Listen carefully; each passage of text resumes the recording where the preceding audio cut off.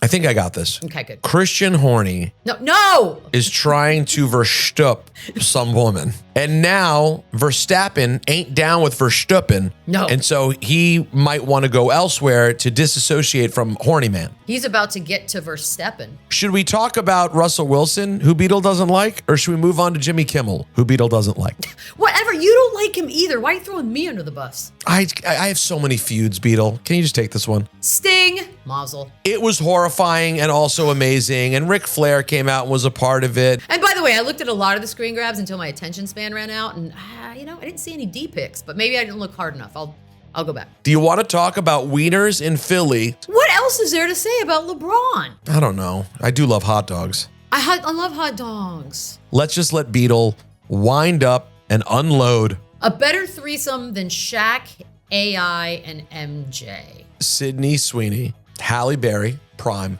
Salma Hayek, 96. My God, Peter, we're going to answer all the questions that everyone's asked. Prime MJ or LeBron? They'll all get answered. Why are you bringing up old stuff? Because it's all context, you old bastard. Shut up. It's okay. All right. We still control everything. From Wondery, I'm Michelle Beadle. And I am Peter Rosenberg. And this is Over the Top.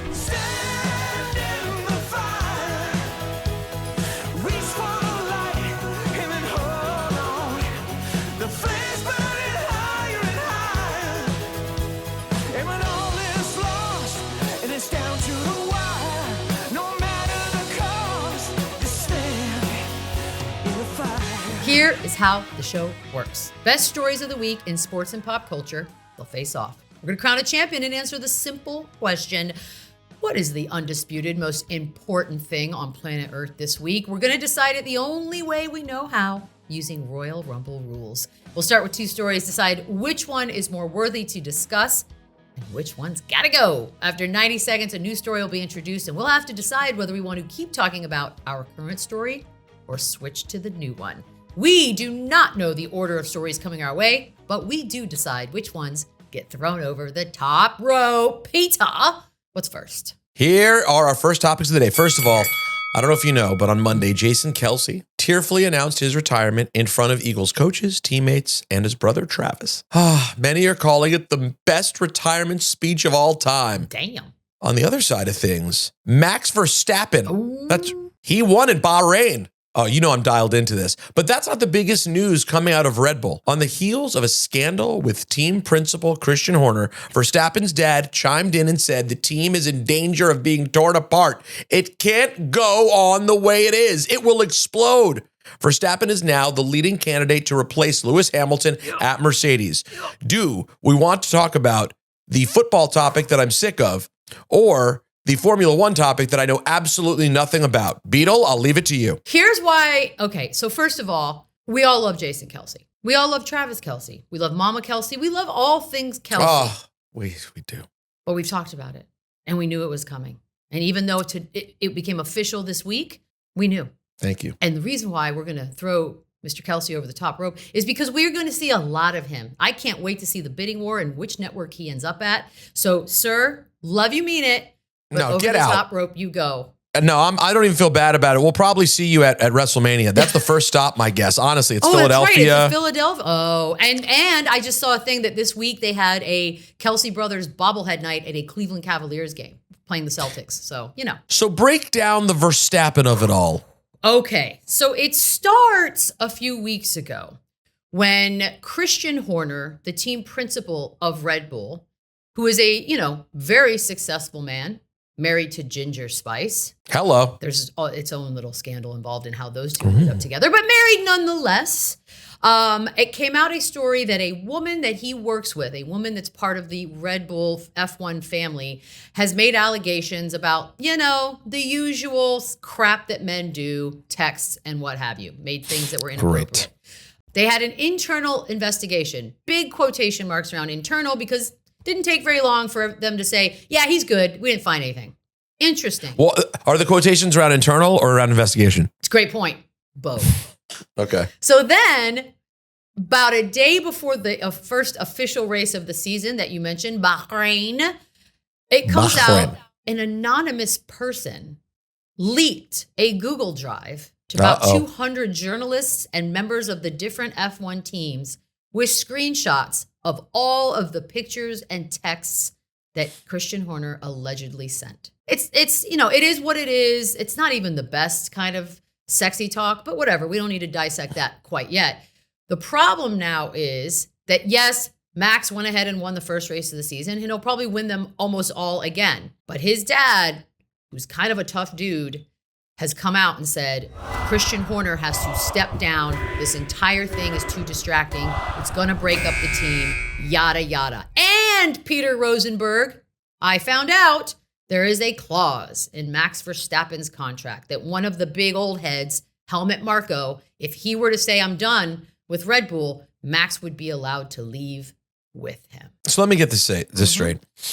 I think I got this. Okay, good. Christian Horner is trying to verstup some woman. Allegedly. And now Verstappen ain't down with Verstappen. No. And so he might want to go elsewhere to disassociate from Horny Man. Correct.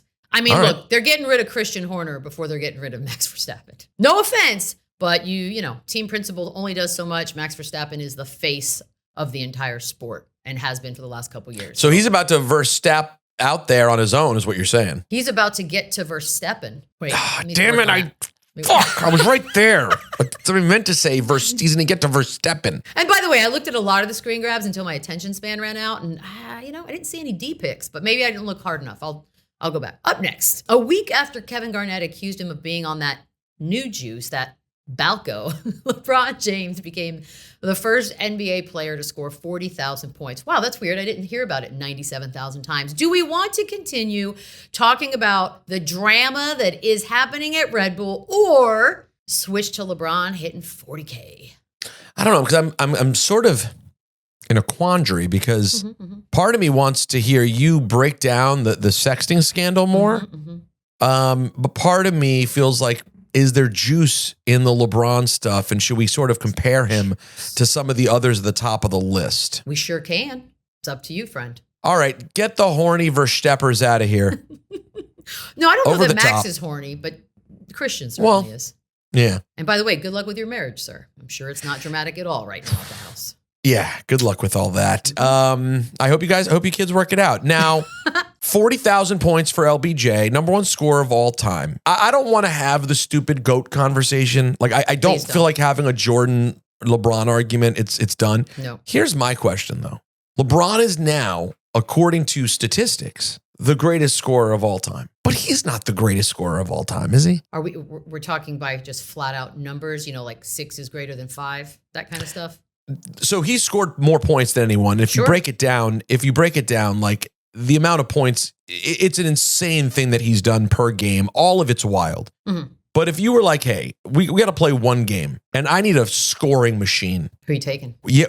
Well, at what number are you taking LeBron? Because I'll tell you this right now. I'm taking Kobe first. Oh, we're doing all I'm saying all time, I need to go grab someone who can just go get me points. You're probably taking Wilt or Kareem first because those are just guaranteed points. What about Larry Bird?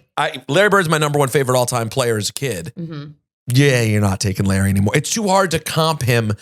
Let me put it this way. Larry attempted like 1,000 three-pointers. Steph's attempted 8,500. It's just so hard to comp Larry. The amount of games played. By the way. Oh, yeah. In that comp, you're taking Steph. Yeah. I just think for me, like even thinking because they played in the same era, that's why I like bringing up Kobe because they played against each other quite a bit. You have one night. You need someone to guarantee to be like, they're going off for 50. I personally would take Kobe. I would too. And it's not just because I dislike LeBron James immensely. I mean that. If you're telling me I have one game, I'm taking Kobe. Just for a variety of, I think if he would take it upon himself and would not stop until he got 81 points. We've seen it. We've seen it. All right.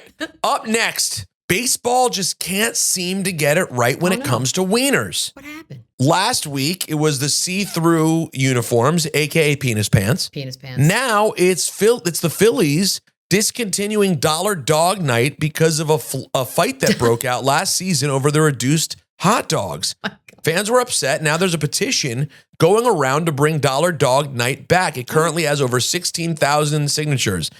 Do you want to talk about wieners in Philly or keep going LeBron 40,000? This is easy. I think I'm going to go with LeBron. What? Yeah, you want to go hot dogs? What else is there to say about LeBron? Well, I think we could compare him to some other scorers. I don't know. I do love hot dogs. I love hot dogs. And why can't we just have dollar hot dogs? Who's fighting over a dollar hot All right, dog? LeBron, over the top you go. It's impressive. You keep scoring. You'll probably get to 50,000. Who knows? You know what? If you live to be 50 in the league, you're going to have all the points. That's kind of how longevity works. It's math. All right, would you sign the Dollar Dog Night 100%. petition? I've signed dumber petitions. So yes, yes, I would. And secondly, again, dollar beer night, I get.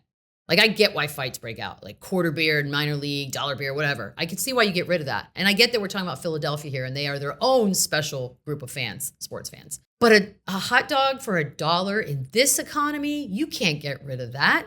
How's a family supposed to feed itself without Dollar Dog Night? I mean, seriously, I just wish across sports there would be a much more aggressive measure to have affordable food. Like, the only place that we know that regularly serves affordable food is Mercedes-Benz in Atlanta. That's the only for Falcons games. Have you ever seen their menu? No. It's incredible. Why do they only do that? No one else. What's the deal? I think Arthur Blank just decided, like, this is crazy. We want people to fill the building. We don't need to make an extra billion a year on food. So let's let people want to be at our games. Because remember, the Falcons weren't always a guaranteed sellout. Fair. So it's like, let's charge for tickets, but tell people when you get to the building, you can get a hot dog for $2.50. You can get a hamburger for $3. You can get a beer for like $5. It's crazy. Good for them. So it's doable is what you're saying. It's doable. Oh, it has been done. I like this. Also, you can jack up the alcohol prices, but you can make the food cheap. Exactly. Yeah. It's like a happy hour stitch. Okay. I could talk about hot dogs all day. Up next, Russell Wilson was released from the Denver Broncos on Monday. And this may go down as one of the worst trades in NFL history. Do you want to continue talking about Dollar Hot Dog Night or switch to Russ being released? My guess is you want to just shit on Russell Wilson is my guess. Well, God, everyone got so sensitive about Real quick, let me just say this because I know we're going to throw the food over the top rope. This article's from a couple years ago, but as of a couple years ago, they changed the prices at Falcons games to a hot dog was $1.50, pretzel bites $4.50, a burger was $7.50, an ice cream waffle cone was $4.50, a chips and salsa was $2.50. Well, that's what I'm saying. If you've got a family of 4 people, that's a lot of food. That's very expensive in most places. So yes, I'm all in. I like that. All right, but still, that being said, hot dog dilemma in Philadelphia, over the top you go. Let's just let Beadle wind up and unload.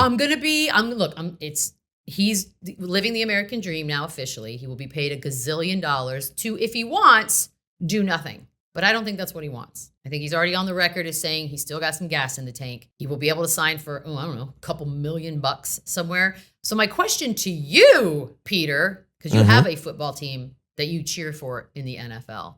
I do. Would you be happy? No. Okay, and that was it. That's all I have. No, not at all. What if he came in to mentor whoever the Commanders draft? Okay, let me think of another question. No.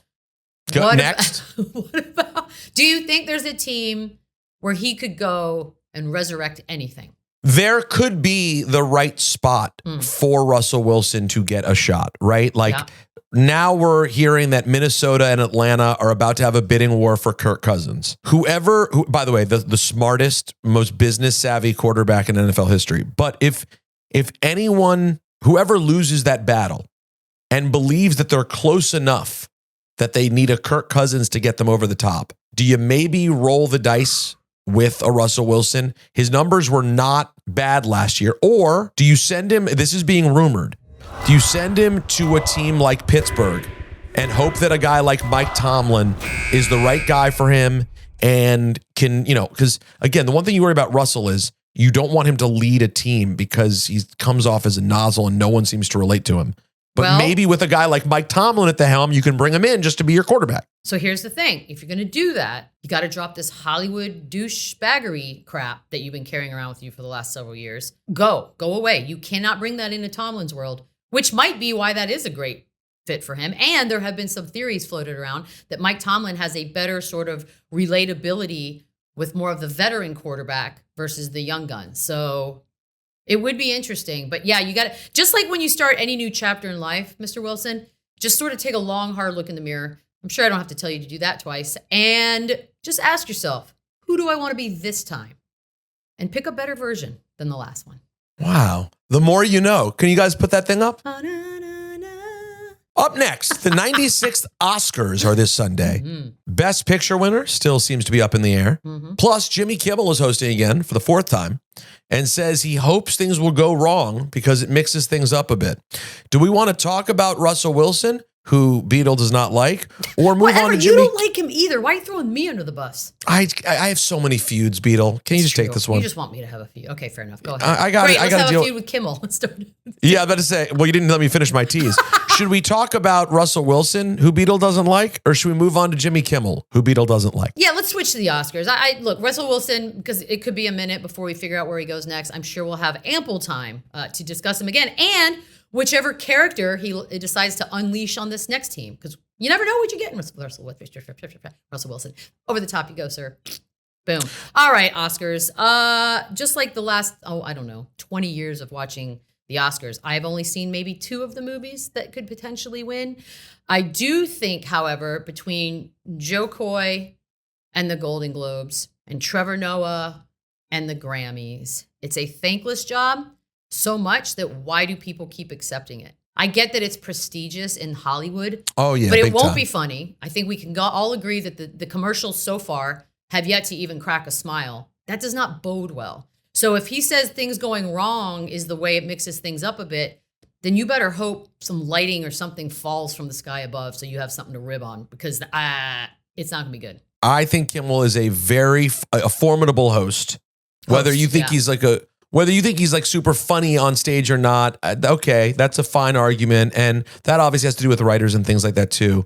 But I think he's solid. That being said, You don't seem sold. well, no, here's the thing. The Oscars these days don't mean enough. First of all, when they opened up the field to so many nominees, Fair. it just like messed the whole thing up to me. Mhm. There's no way to see all the movies anymore. How many did it used to be? Like when we were young. 5. 5, that's what I thought. 5, 5 and now is it's the a low. 10. 10. Why don't we just give them all Oscars? Why are we even bothering? Let me count them. Hold on. Holdovers, American Fiction, Zone of Interest, Barbie, Oppenheimer, Poor Things, Past Lives, Anatomy of a Fall, Maestro, Killers of the Flower Moon. 5. It's 10 movies. Actually, I've seen like 4 of those. That's better than usual. Good for you. I've seen 2 and change. All right. So yeah, I just think it's people don't see movies. There's too many nominees. And give it to the holdovers, anyways. Just give it to them. Give me the Golden Globes for them. And you know what? I enjoyed the SAG-AFTRA Awards this year too. I'm not going to lie. They were on Netflix. Not Yes, I didn't watch them, but when alcohol's involved, it's a better show regardless. Period. Even though Beadle didn't have anything to drink at our team dinner. I'm telling you, I don't drink a lot. I know. What happened to you? I never really did, despite what the internet wanted to give me credit for. I really never did. It feels like your brand should be I know. drunk. It's like, oh, she's drunk. No, I'm really not. I'm pretty boring. I did just eat half of a chocolate cake before we got on, so maybe I do have other addictions. We Good for you. halfway through the show. Right now, the most important topic of the day, and Hollywood would have you believe it, is the Oscars. It won't last. It can't last. We'll be back.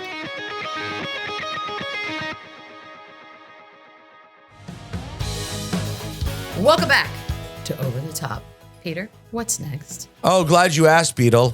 Let's talk Trinity Rodman. Who? Ooh. The daughter of Dennis Rodman. She's already a star in the U.S. women's national team, and it's no secret that she has some of her dad's fire in her. In Sunday's game against Colombia, she feuded with opposing players, argued with the refs, drew a yellow card, and nearly got ejected. All in the first half, which fans loved. I'm kind of into this. I kind of want to get rid of the Oscars. No, we're getting rid of the Oscars in more ways than one. We're just not going to watch. And also, besides, the only thing I tune in for the Oscars, I just like seeing pretty dresses. I know. Over the top you go, Jimbo and the Oscars. Let's talk Rodzilla 2.0. Listen, you know what? Guess what this team needs? A little fire, a little energy, a little anger. Yes. They're losing qualifying games for the first time in a gazillion years. They were terrible last time. I mean, I'm one of the biggest U.S. women's national team defenders of all time because I don't understand how we can be such losers in soccer and yet everyone's ready to hate the women's team even though they win. I wonder why that is. I know. I know why. Go ahead. Same Beadle. reason why people don't want us to celebrate CaitlIn Clark. Sometimes some people just get angry when women breathe. I heard from some today. I did. Oh, I did too. I heard some. Let me guess. CaitlIn Clark related? Yeah. Yeah. Same. Got a few of those. Here's what I love about Trinity. She didn't go the basketball route. That is my one piece of advice for the children of the greats. You can be a great athlete in whatever. Just maybe pick a different sport, and now that's all yours. You still have that last name. Maybe it brings a couple extra eyes, but then once they get there, they're like, oh, this is awesome. And you add to the fact that she's fiery and spicy and she's a Rodman. I love this. Now, I wonder if she's Pistons Rodman or the Rodman that came after that, because Pistons Rodman cried all the time. I don't think she's a crier. She looks badass, man. And not a lot of people know this. Did you know that Rick Mahorn's daughter is on the team as well? Sweet, sweet Jesus. We're going to dominate. Right. Oh, sorry. I made that up, by the way, Pete. I just hope you Dude, I want her to be on the team. Does he have a daughter? Did you just make all of it up? I you're the worst. Up next, according to a state-by-state study, which you know this is going to be good, by market research firm HubScore, Rice Krispie Treats are America's new favorite snack, taking the mantle from Doritos. Oh, yeah. Do we want to continue talking about Trinity Rodman and her awesomeness, or switch to America's favorite snacks? That's a Cheetos.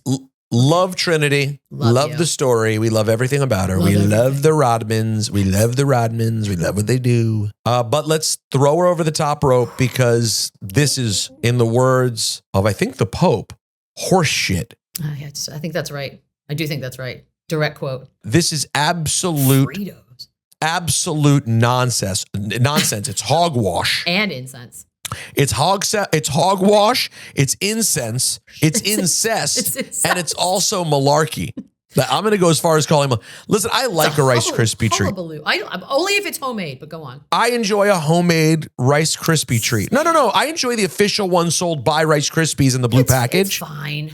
Yeah. But I just want to say, even though I enjoy a Rice Krispie treat, it's so specific. Like, I'm not just snacking on Rice Krispie treats on the reg. Like, people are doing that on the reg? Yeah, so I'm going to explain. I've already mentioned the one binge thing that I did today. About a month or 6 weeks ago, I had a Rice Krispie treat moment. So for a week, Peter, I made 3 separate full trays of Rice Krispie treats, and I ate them all by myself.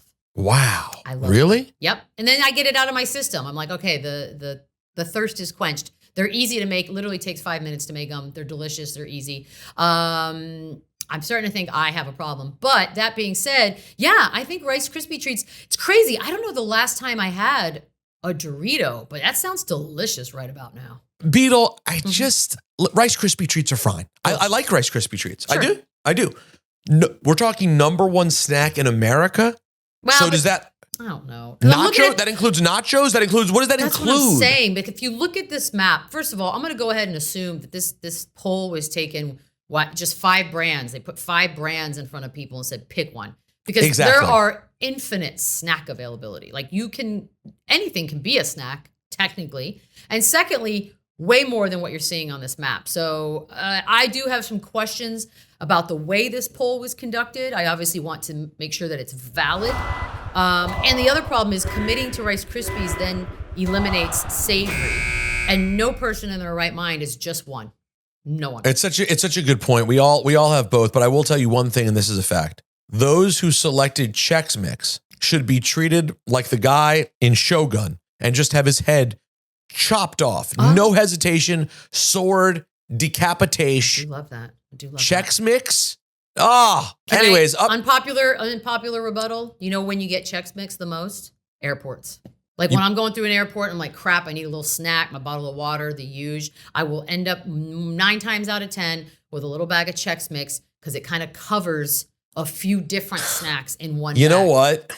You're not wrong, what you just said. I know. Now, if you could choose, what if you could choose between Chex Mix and a really good, what's it called when you have like the nuts and the everything? Granola? No, keep going. The other, what's Chex Mix? It's like a version of trail mix. If you could get like a great diverse trail mix with fruit and chocolate chips and the nuts, don't you love that? It has everything. I don't like the chocolate chips in my trail mix. Yeah. I don't mind it if it's just nuts and like the occasional like sugar covered date, if you will. Don't hate Got it. If I will. All right, up next, Sting's final match was a hit. It featured broken glass, old foes, both of his sons who were dressed up as older versions of the face paint and the gear. Do you want to continue on Rice Krispie treats or talk about a wonderful moment shared by all as we said farewell to the Stinger? First of all, as much as I'd love to talk more about snacks, I don't have any snacks right now, and I am quite hungry, so it's kind of not cool to continue down that path. And we could come back one day. I'm sure there'll be another invalid poll that will be conducted. So snacky snacks, over the top you go. Peter, every dad's retirement should involve the children dressing like older versions of said dad. Just the idea of being at my dad's retirement, I dress as like 1979 Bob. My brother comes rolling in as like 1987 Bob. Like this would be brilliant. I love what you're saying right now. That alone was interesting. The highlight is probably, of course, Darby Allin jumping off of a ladder through a glass, like a sheet of glass, a glass pane. Is that what you'd call it? I think so. It's on my Instagram right now. If you guys go on Rosenberg Radio, I posted it up there for some cheap likes. It was horrifying and also amazing. And Ric Flair came out and was a part of it. And legends like Ricky Steamboat and Nikita Koloff were at ringside. I got to tell you, I'm a WWE guy through and through, but I give credit where credit is due. AEW did a really nice job with the Stinger's farewell. It had every reason to be kind of a mess and just not work out well. That is not what happened. It was a lot of fun. He's an all-time great. 64 years old, still looked pretty good doing it too. So long to the Stinger. Let me ask you this.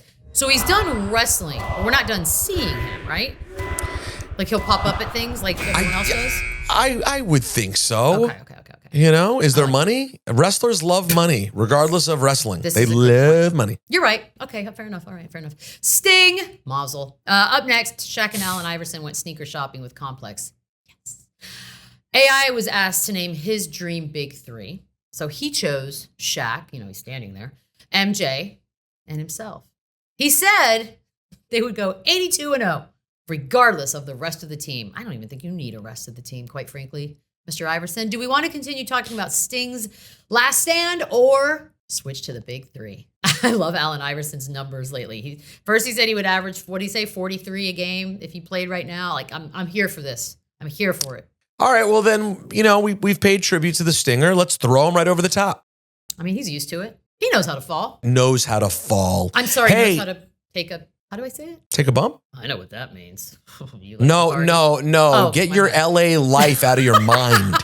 I want salt. No, I'm just kidding. All right, fine. A better threesome than Shaq, AI, and MJ. Let me start. Okay. Sydney Sweeney, Halle Berry, prime, Salma Hayek, 96. First of all, Salma Hayek is still prime as far as I'm concerned. No, I just added the word. Halle and Salma are permanent prime. No, Shaq, AI, and MJ are great, man. I mean, what do you say? I mean, AI to me, until Steph Curry, I thought, tell me, you might think this is nuts, but hear me out. Mm-hmm. Pound for pound, Allen Iverson was the most talented. Like, you take the talent that's in that 6-foot body. He's anything between 5'10" and 6'2", depending who you ask. Fair. I thought Allen Iverson had the most talent, pound for pound, of anyone I'd ever seen play basketball. Until I saw Steph Curry play, I think. I think now Steph is my pound for pound most talented I've ever seen. But AI, here's the thing. AI, Shaq, and MJ, who's passing the ball? I was going to say, how does the actual basketball part of this work? Do they play with 3 basketballs? Now we got some. Everybody gets their own ball. Yeah. You're definitely going to go 82. Because, I mean, listen, Shaq will kick it out. I'm not worried about Shaq. But AI and MJ fighting over those shots. You know, one of my favorite moments related to Allen Iverson? I went to a Sixers-Pacers playoff game in like 2000. And on the intros, when they did the big intros in Philly for the game, when it gets to Allen Iverson and they show the highlight reel, and the highlight that pops the crowd every time is him crossing over MJ. Oh, it was magnificent. All right, up next. After blowing out the Warriors by, 52 points. Lord have mercy. The Celtics are the first team to win 3 games by 50-plus points in the same season. Also on an 11-game winning streak are my Boston Celtics. Mm-hmm. And they currently have the best record in the NBA. Do we want to talk fantasy ball or move on to reality, which is the Celtics are looking pretty good. So we can move on because until my intellectual property patented idea of a time machine sports simulator is finished, these are the conversations that we have to wait on because we don't know if they would go 82-0. But once my machine is built, my God, Peter, we're going to answer all the questions that everyone's asked. Prime MJ or LeBron, they'll all get answered. But what will all the sports talk shows talk about? Exactly. I'm going to end all of the debates forever. I'm working on it. I've got some tinkering to do.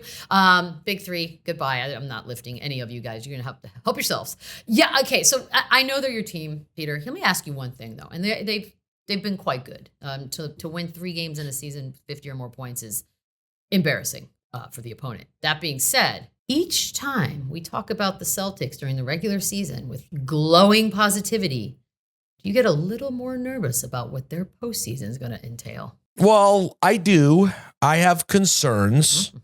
Mm-hmm. This is not the deepest team in sports. All due respect to Peyton Pritchard and Sam Hauser, and Xavier Tillman. All do. But they're not the deepest team. But I'll say this: if they can find a way, if they can have a big enough lead in the 1 seed, which I think they will, that down the stretch they can rest up and keep everybody healthy. The starting 5 of Drew, Derek White, Tatum, Brown, Kristaps, it's nasty. Like, that is just a nasty pretty team. Good. It's pretty good. I love that Derek White's found a home, former Spur. Love that for him.